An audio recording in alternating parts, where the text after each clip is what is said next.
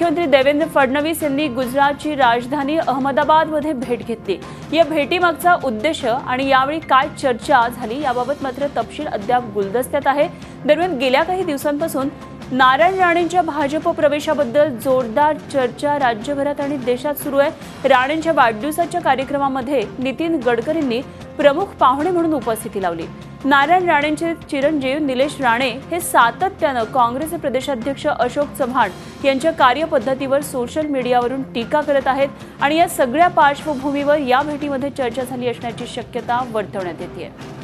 आणि या संदर्भात आणखी चर्चा करूया। झी24 तासचे मुख्य संपादक डॉक्टर उदय निरगुडकर सध्या आपल्याबरोबर आहेत। सर, मोठी राजकीय उलथापालथ होण्याची शक्यता आहे आणि ही जी भेट झालेली आहे गोपनीयता बाळगण्यात आलेली आहे, अजून कळलेलं नाहीये नेमकी चर्चा काय झाली असावी। सर, आपण या भेटीकडे कशा पद्धतीने पाहता? खरं अनुपमाजी, तुम्ही जो शब्द वापरलात राजकीय उलथापालथ तो अगदी योग्य शब्द आहे। काही दिवसापूर्वी नारायण राणे यांनी झी24 तासवर रोकठोक या कार्यक्रमामध्ये आपली काँग्रेसमधली नाराजी अजिबात लपवलेली नव्हती।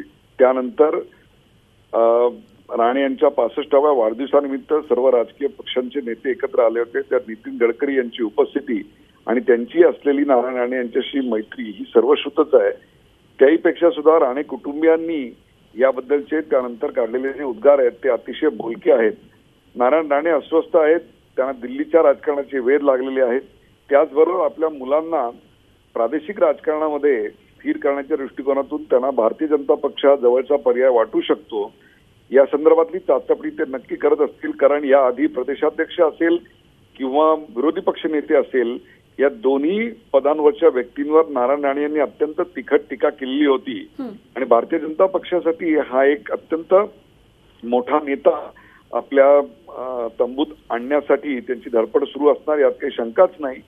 त्याचबरोबर शिवसेनेची यावरची प्रतिक्रिया काय आहे ते अत्यंत महत्वाचं आहे। याचं कारण शिवसेनेची तिखट प्रतिक्रिया असणार हे तर उघडच आहे, परंतु अलीकडे कमळाबाई ते आम्ही दोघं एकत्र भाऊ भाऊ आम्ही युतीत चढलो इथपासून ते आता आमच्यात कासवगतीनं दोस्ती सुरू आहे अशा प्रकारचे वारे बदललेले आहेत। त्यामुळे येत्या काळामध्ये नवीन राजकीय समीकरणं उदयाला येतील यात काही शंकाच नाही। त्यात ही अहमदाबाद भेट सुरुवात आहे असं म्हणायला हरकत नाही। खरं आहे सर, आपली नजर असणारच आहे या सगळ्या घडामोडींवर। धन्यवाद आपण केलेल्या या सगळ्या विश्लेषणाबद्दल।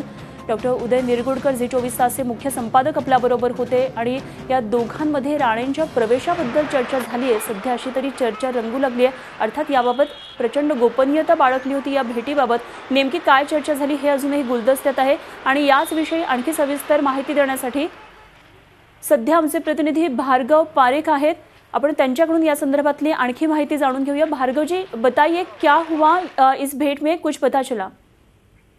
देखिए, अमित शाह जिस तरह से उनके यहाँ पौत्री का जन्म हुआ है तो उसके बाद सभी नेताओं की भीड़ हुई थी। नारायण राणे कल यहाँ पे थे, उन्होंने अमित शाह से शुभेच्छा मुलाकात की, लेकिन देवेंद्र फडणवीस जो यहाँ पे महाराष्ट्र के मुख्यमंत्री यहाँ पे आए थे उनकी काफी 1.5 घंटे तक अमित शाह से क्लोज डोर मीटिंग चली और अमित शाह से जो क्लोज डोर मीटिंग चली उसके अंदर कई फाइलें लेके वो आए थे और शिवसेना के साथ बंबई के महाराष्ट्र के अंदर हुए उनके संबंध के बारे में चर्चा होने का माना जा रहा है। लेकिन लंबी ये मीटिंग चली, हालांकि जितनी भी शुभेच्छा मीटिंग थी उससे ज्यादा फडणवीस की जो मीटिंग चली उसके काफी राजकीय मायने निकाले जा रहे हैं और बंबई बीजेपी के अंदर आने वाले दिनों में कुछ बदलाव आने की भी संभावना है और इसी के चलते ये फडणवीस के साथ लंबी ये मीटिंग हुई थी।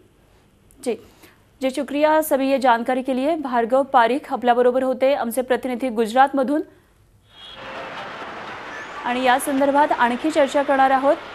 आमचे प्रतिनिधी अमित जोशी सध्या आपल्याबरोबर आहेत। अमित, एकंदरीतच आता भार्गव पारेखने दिलेल्या माहितीनुसार कशा पद्धतीने सगळी चर्चा झाली ते लक्षात आलंय। अत्यंत गोपनीय पद्धतीने त्यांनी जो शब्द वापरला क्लोज डोर ही मीटिंग होती, त्यामुळे मुख्यमंत्री बऱ्याच फाईल सुद्धा घेऊन गेल्या होत्या आणि शिवसेना हा मुख्य मुद्दा असावा अशी सुद्धा चर्चा आहे। राणेंची त्याच्या आधीची भेट या सगळ्या पार्श्वभूमीवर आपल्याकडे आता काय अपडेट्स आहेत आणि महाराष्ट्रामधल्या राजकीय गोटामध्ये नेमकं याबद्दल काय चर्चा सध्या सुरू आहेत? खरं तर मुख्यमंत्री हे अमित शाह यांना दिल्लीत भेटणार होते, मात्र घरगुती कारणास्तव अमित शाह हे अहमदाबादमध्ये होते, म्हणून मुख्यमंत्र्यांना अहमदाबाद दौरा करावं लागलं, अमित शहा यांची भेट घ्यावी लागली. सगळ्यात महत्त्वाचं म्हणजे 2 दिवसापूर्वी NDAच्या घटक पक्षांची बैठक पंतप्रधान आणि अमित शहा यांच्याबरोबर झालेली आपल्याला बघायला मिळाली. आणि ही बैठक असेल, त्याचबरोबर गेल्या काही दिवसातील घडामोडी असतील, मग मंत्रिमंडळ बदलाची चर्चा असेल, तसंच आत्तापर्यंत मिळालेल्या निवडणुकीतील यश असेल.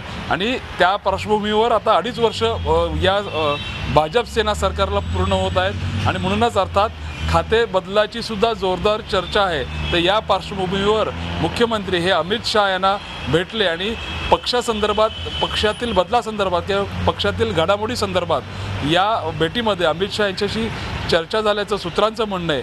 थोडक्यात राणे यांच्या तिथे असल्यामुळे वेगळ्या चर्चेला जरी ऊत आला असला तरी निव्वळ पक्षाच्या संदर्भात, पक्षीय घडामोडी संदर्भात ही बैठक होती किंवा येणाऱ्या दिवसांमध्ये काय बदल करायचे आहेत, कुठले निर्णय घ्यायचे आहेत, कशा पद्धतीने निर्णय घ्यायचे आहेत याबद्दल मुख्यमंत्री आणि अमित शहा यांच्याशी चर्चा केल्याचं सूत्रांचं म्हणणं आहे.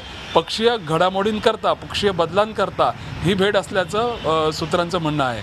अगदी अमित, आणि सगळ्यात महत्त्वाचं म्हणजे एकंदरीतच महाराष्ट्राचं जे सगळं सत्ताकरण आहे, जे सगळं राजकारण आहे, त्याची चक्र आता गुजरातमधून फिरतायत असंही म्हणायला हरकत नाही. धन्यवाद आपण दिलेल्या या सगळ्या सविस्तर माहितीविषयी. झी 24 तास रहा एक पाऊल पुढे.